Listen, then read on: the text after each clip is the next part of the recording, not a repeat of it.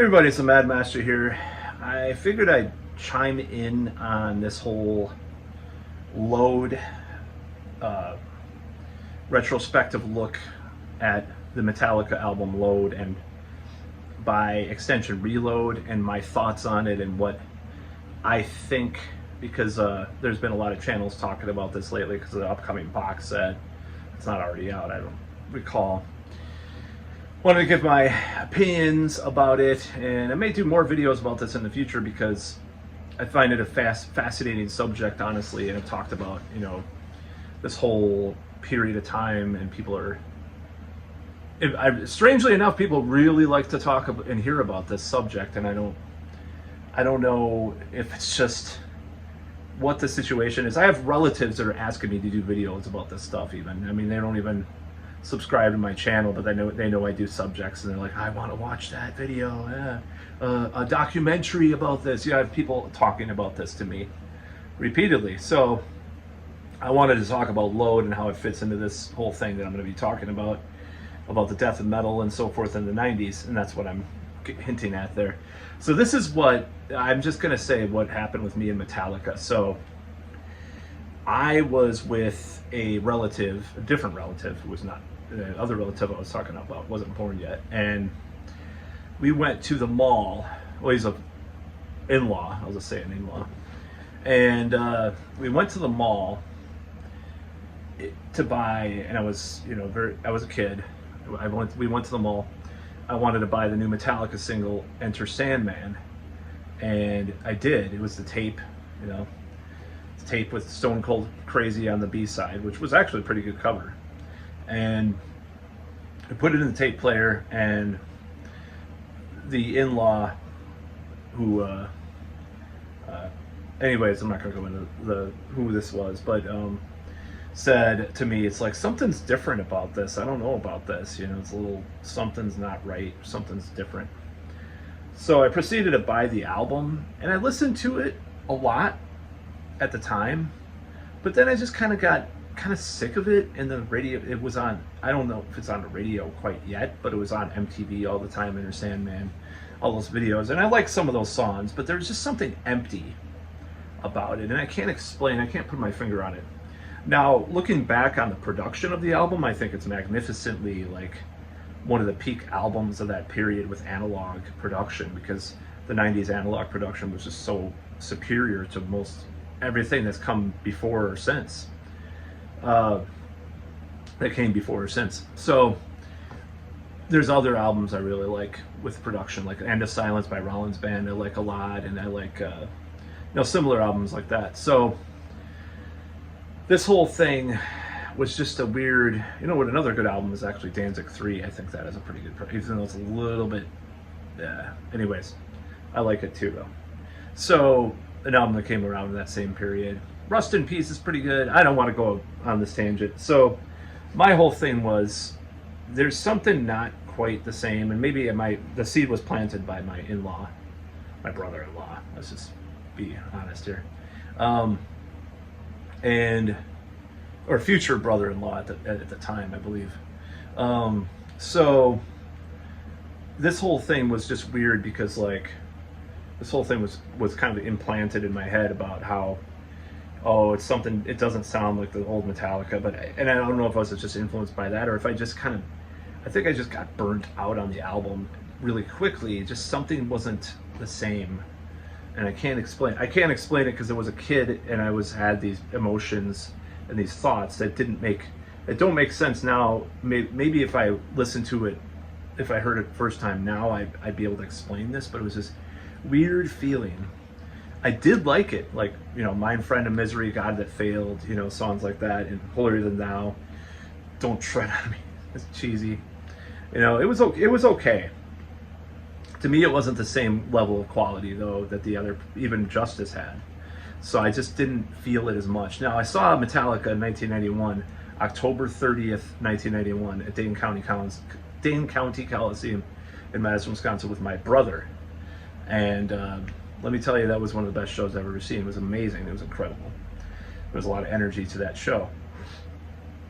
And even though they played a lot of Black Album songs, they sounded killer live, which I didn't know if that would be the case. They sounded better live, actually, than they were on record. I still don't love the songs. I still don't think that they're on the same level as, you know, something from the previous 4 albums. So, or even Garage Days Revisited, I think, is a better performance in this certain way, too. It just, I don't know, there was something lost. So, by the time Load came out, I would move the hell on from Metallica. Now, that was, what was it, 97, 96, 97? That was when I was actually legitimately into alternative music to a great extent. You know, Joy Division, Sisters of Mercy, Aphex Twin, Coil, Skinny Puppy, Nine Inch Nails, you know, just to name a few. You know, I was into that, or even like Orbital, or like The Orb, or like stuff like that. Just really out there, kind of electronica or gothic rock or whatever. So by then, I was really kind of drifting away from metal. Like I said, this kind of could fit in my history of metal videos too. But in 1997, I got back into metal. Now by that time, you know, I saw Until It Sleeps. I had no interest. I thought it was an okay song. It was an okay song, but I saw it and I'm like, I already had moved on from Metallica at that point, and Megadeth for that matter.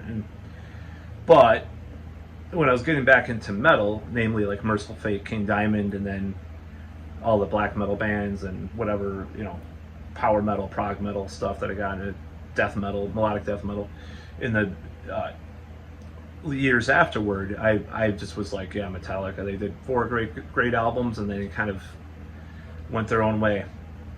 But around that time that Load came out was when I started to get back into metal. So I started to read the magazines, and there were interviews with Lars Ulrich, and he said that they weren't a metal band, and the context given is were they a metal band anymore? Now I have it on my channel that he was on Howard Stern with his future ex-wife, not Howard Stern's, but Lars's future ex-wife, saying that they weren't metal, and he was mad when Howard Stern called them metal, or his wife or whatever, and that was just kind of a weird proclamation of how far from the plot that they had gotten by that point, because you have the word metal in your name and you're not a metal band. Well, change the name of the damn band then. You know, there's been bands that changed their names because they play a different style of music. It's not unprecedented. Now, at the time, you know, there were a lot of bands that went more alternative or, you know, flirted with it. You know, even Amorphis, you know, Elegy, it flirts with a little bit of that, and then Tunola even more. But they did it in a way that was just more interesting than Load. So I'm not going to say the name because I know ST, something tendencies. I know Robert Fithen did a video where he talked about them and he censored himself, so I'm just honoring that. So this whole thing with ST, they did Art of Rebellion, and that was kind of flirting with, that was, you know, 2 or 3 years before Load came out, and they were flirting with some of the stuff, but it just had a better feel to it and more lively, more energetic and interesting than Load. So, and I'm not going to talk about Here in the Now Frontier, Queensryche. I like it more than I did back then, or when I didn't hear it back then, I heard it years later, but like years later, after years later, I like it more now than I did back then. So you talk about these albums, and there's definitely a flirtation, at least. Well, I mean, in the case of Queensryche, they went full on, but there's a flirtation with grunge or alternative kind of lifestyle, like music and stuff. Like Metallica took this kind of they went to this halfway point, this middle path between what they were interested in musically and what was hot at the time. This is my opinion. I think, you know, you heard about Kirk Hammett going to college, back to college. I was just watching a video about Load, some other retrospective that others were doing, other retrospectives. They talked about this, like he went back to college, and James was doing this, Lars was doing that. And the thing is, living in San Francisco, I can imagine in the 90s, probably was an influence on them, especially if they got more sociable and were socialites in the San Francisco art communities, for example, or whatever. They went to shows, you know, all the time. So during that time, they probably were kind of pulled away from the metal thing to some extent, and maybe even James Hetfield himself, of course. But I think he was into like the bluesy. It's like I remember when I tried to reform one of my bands back in the day, and I was like, well, I seriously was going to sell out in a way. I was going to be like, well, I like some of these new metalcore bands, like Between the Buried and Me and Protest the Hero. Why don't we like incorporate that into the power metal stuff or whatever, you know? Like, it's like finding something. Jefferson Starship did the same thing too. Speaking of San Francisco bands, they like find something about modern music that they like to latch onto, and then accentuate it into their music to fit modern audiences. It's not a pure sellout, but it's close enough to be like, well, I'm eclectic. I'm listening to different styles of music, so I'm going to bring it into this band. So now what happened with my situation is that we got a new singer, and we got a guitarist who I did not get along with at all. I'll just say that I'm not going to go into all the stuff, but there was a drunken, stoned conversation with him and sort of someone else in the band that led me to say, okay, this is my last show. I didn't tell them, but I played one more show with them and quit. But it was because the directions were very different. I don't think the guitarist was into metalcore. He only owned like 3 CDs or something. That was what my older roommates used to say, but it's an exaggeration. But he wasn't as into music as others were in the band. And the metalcore singer, God, he's I wasn't feeling it, because I kind of backed out of that idea. Now that doesn't mean I don't like to put other influences on my music, but it was mainly the guitarist, because I just found his way of doing things and thoughts, and then I was shut out of the songwriting. I'm like, well, I wrote all these songs, why can't we play these songs? So I formed my own project, and that was what happened. But I came close to trying to be more mainstream, modern in metal at that time, so I can kind of appreciate what Metallica were going through at the time. That's my whole point. So it wasn't necessary. I don't think necessarily you think, oh, I'm going to go sell out. Now the problem with Metallica, in essence, though, is that they were not at the vanguard, or the they did not have conscious awareness of what was going on in metal at the time. I think Jason Newsted did, to some extent. I mean, if you watch old interviews, he's like, oh, I'm listening to the new Voivod or the new Sepultura, even though Roots, hopefully that was before Roots came out, but the new whatever, you know. But the guys in Metallica were not absorbing that stuff. They weren't checking out. They didn't hear like they had never heard of a band called Dark Throne or Blind Guardian, or even like Dream Theater probably at that point. You know, they didn't have any perception of the rising metal bands that were in the scene of all sorts of different subgenres. So it was like they were isolated, and they were in San Francisco. What are they going to do? They're going to start playing this like literally and figuratively mid-tempo,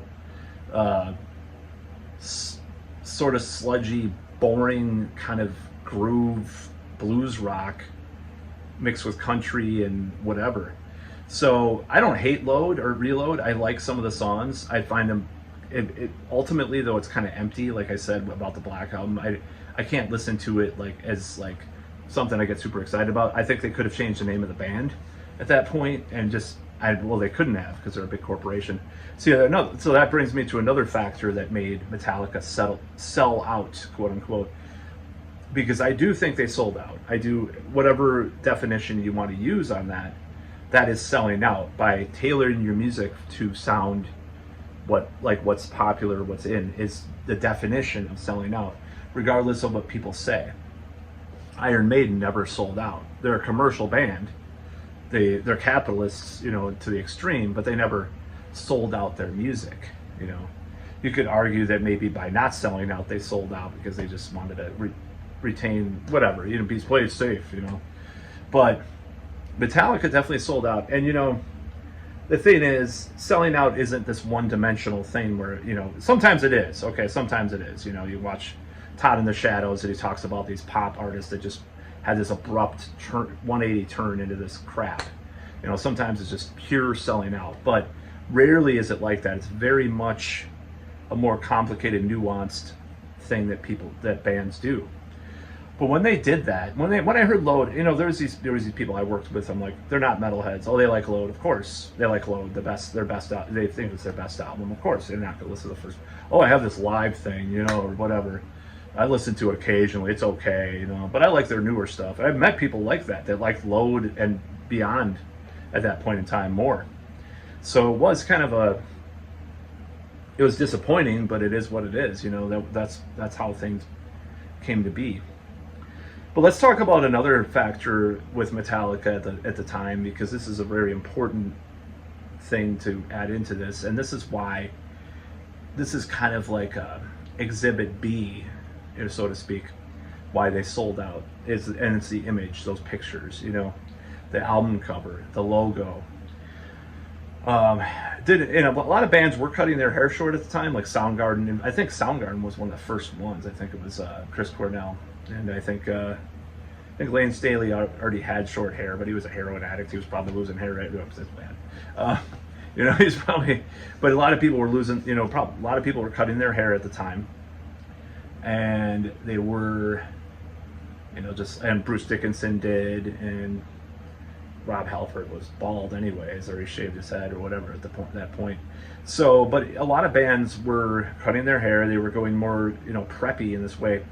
Watch some old interviews with Megadeth from like the Lollapalooza 98 or the 99 era, and see what Dave Ellefson is wearing. You will just facepalm. It is so bizarre. Like such the most preppy outfit and hair I've ever seen on a metal musician in my life. It almost makes Load look like acceptable in a way, like all the stuff they did, Metallica did. Just saying. So. But Metallica sold out. So I'm just envisioning, you know, it takes a little bit of empathy to think about this in a way, but you know, they're in San Francisco. There's a lot of alternative lifestyles there. They're in the scene. They're hipsters, whatever. You know, there's hipsters around for the time, and they see people. You know, maybe I wouldn't be surprised. This is one of my theories. One of my hypotheses is that Lars and Kirk started hanging out. Goth clubs, going to all sorts of weird avant-garde art displays and all sorts of shit. They were making the scene. I don't know what James was doing, but there was pressure. You know, Lars probably, you know, I don't know if he had a talk with James, but it was the time that they were, I don't know how this happens, but you know, I watched some footage of Hugh Prime with Metallica and what they were talking about with Metallica, and it was just insane, like how much their management influences their music. Like I think it's to a disgusting level. So, and when I realized that, I'm like, well, okay, they probably had a little bit of a talk, like, okay, well, what are we gonna do for this new album, blah blah blah, you know? Oh, what are you guys listening to, you know? Kirk's like, I'm listening to blues, goth clubs. Because James is like, I'm listening to COC and Trouble a lot. And Lars is like, man, I'm just doing a lot of coke and like buying art. I don't know. I'm just doing impressions of all of them. Of course, Jason is out of the picture because he was never a part of that bullshit anyways a lot of the time. So just leave him out of the room, you know.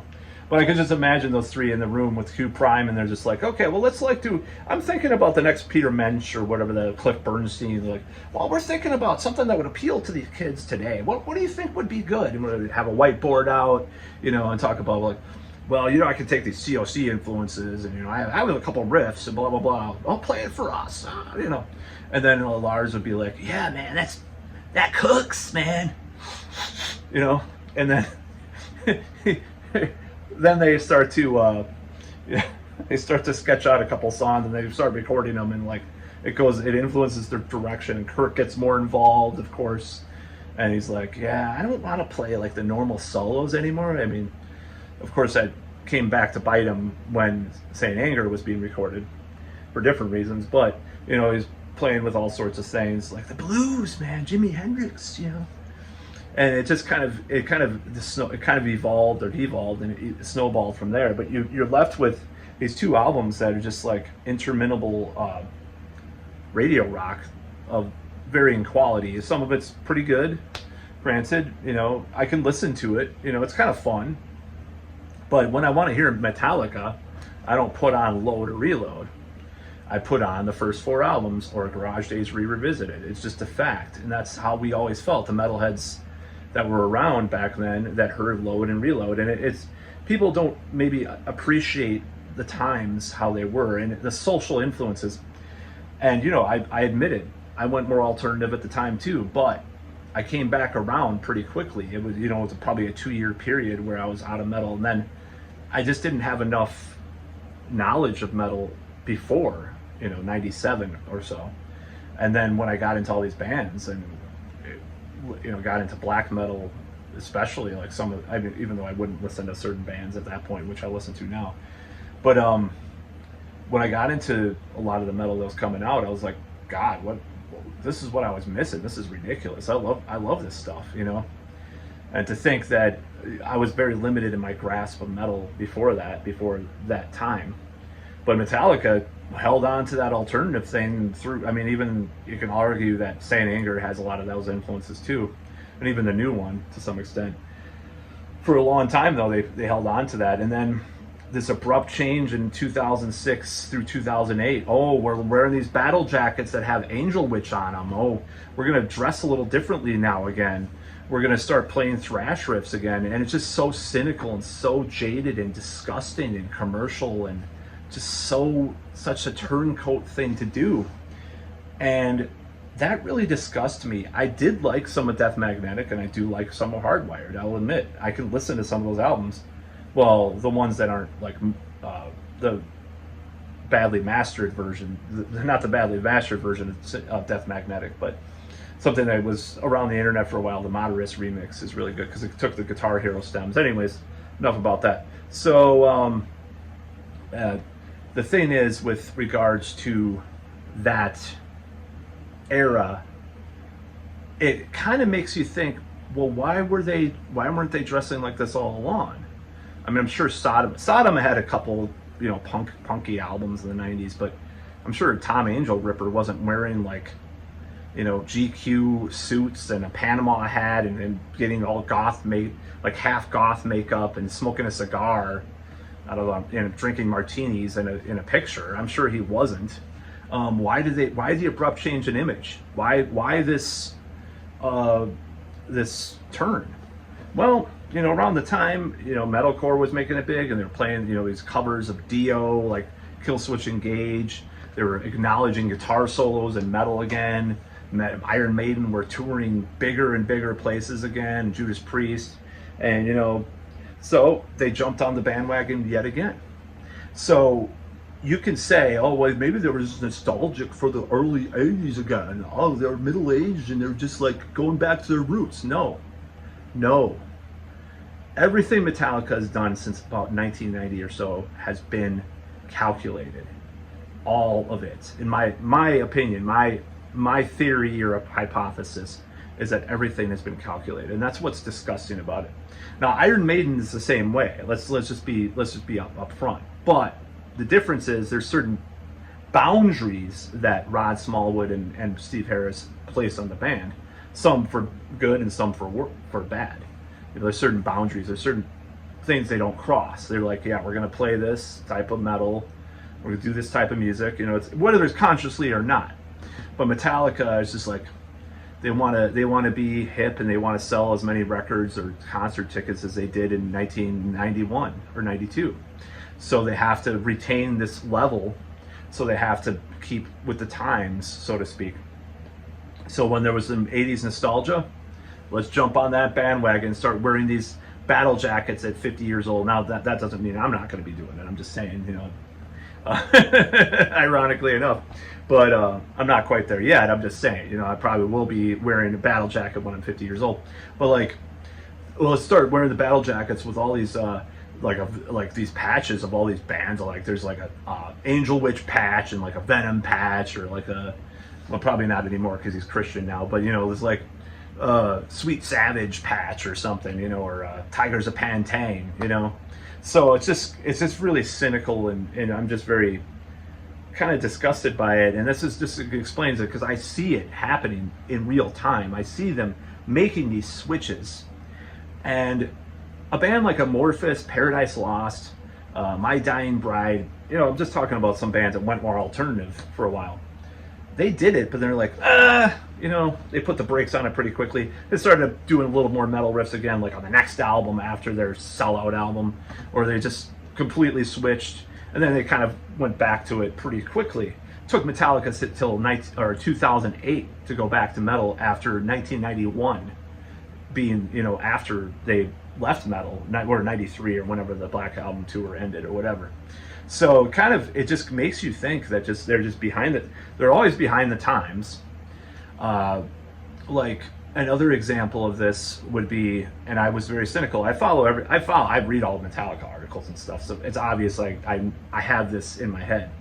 So as a little bit of an addendum to that, though, I was reading stuff from 88, 89, 90.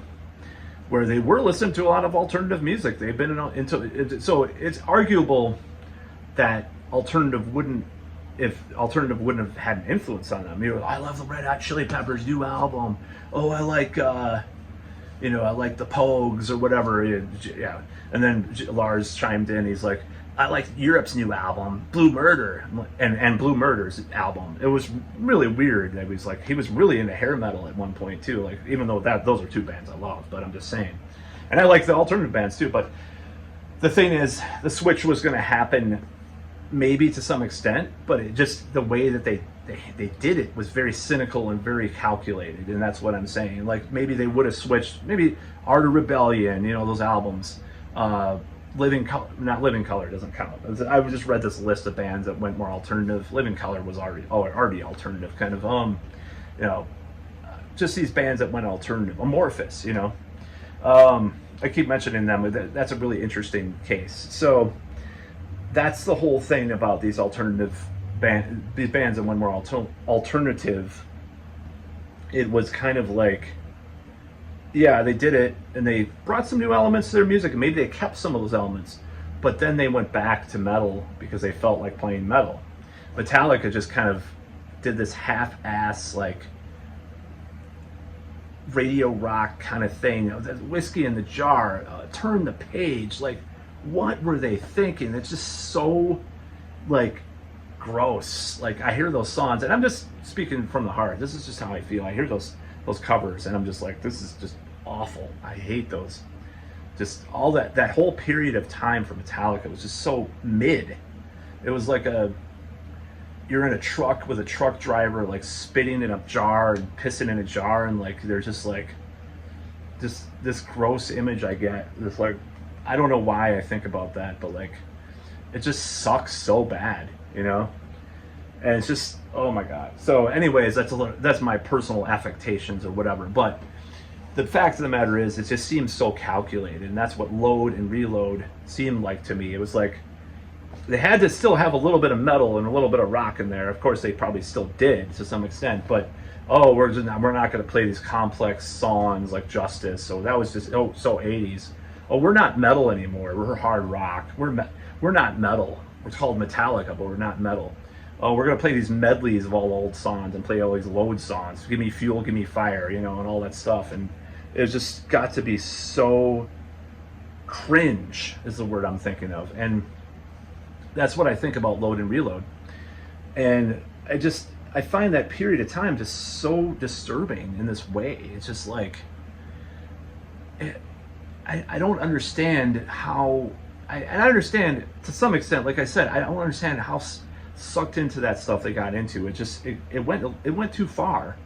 You look at those pictures, I mean, there's nothing wrong with two guys kissing necessarily. I know some of my audience might not agree with that, but those pictures with Lars and Kirk French kissing with the Panama hat and the goth, sort of, not even goth makeup, I don't even know what to call it. It's like pseudo goth makeup. It's not goth makeup.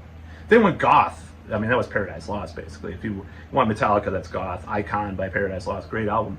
You know, that's kind of that I mean, Paradise Lost was doing stuff that was kind of like reminded me of some moments of the Black Album, and some of the even some of the Load, but it was still so much better than some of those albums. And Draconian Times good too, pretty good too. But like, and then they went alternate. They went Depeche Mode 1 second. You know, Dark Tranquillity did Projector. You know, bands did go do that one album. A lot of bands did, but some of them were really good. The Load was just not that good. It just was so mid. And like I said, there's a couple of songs I enjoyed, and it's sort of a cool listen to the production and stuff, but like, it just makes me kind of feel uneasy and queasy when I hear Load and Reload, and the nostalgia for it just makes me cringe too. That period of time was just so bad for metal. And as a metal musician and a metal connoisseur, you know, I just don't like that being honored. I mean, it's almost worse than new metal and new metal being honored or like having nostalgia for it, because at least new metal is like kind of a joke always. Like, it's always been a joke. Limp Bizkit said they sucked, you know. The giant toilet on stage, like I've talked about before. New metal was tongue-in-cheek to some extent. At least it got like, they weren't all the serious, somber, grunge, midlife crisis therapy lyrics like Metallica were doing.